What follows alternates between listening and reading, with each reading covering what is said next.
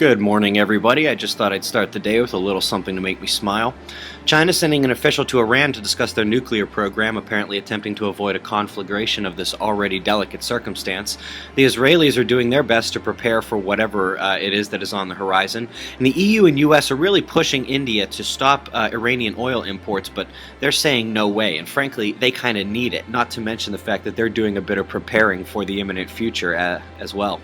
Last but not least, on this World War III front, Russia and China are going to block every attempt to interfere and stop the violence in Syria.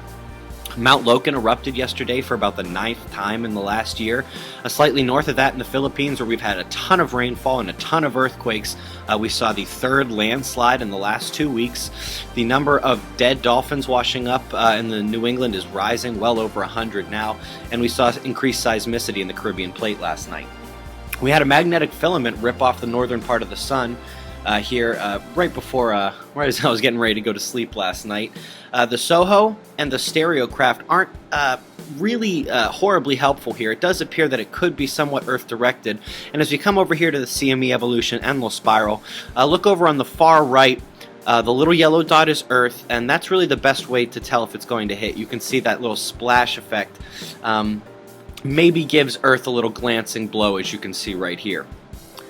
Folks, solar active region 11416, as you know, has been developing very, very rapidly. It came out of nowhere.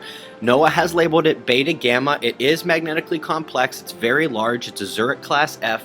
You can see the complexity right here, where it's not really easy to draw a straight line in between the size of polarity. So this is a Beta Gamma spot, but it is holding together stable just for now. But folks, at some point this thing has to either stop growing or unleash some of the energy. So let's hope for the first one.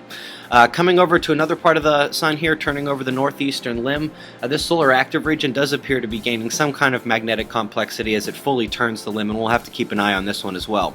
So that's the news, folks. We should be having some solar wind effects from a coronal hole that was pointed at us about 2 days ago, and I guess we'll have to wait and see what we get from this little filament eruption. Let's keep an eye on those solar active regions, folks. Be safe.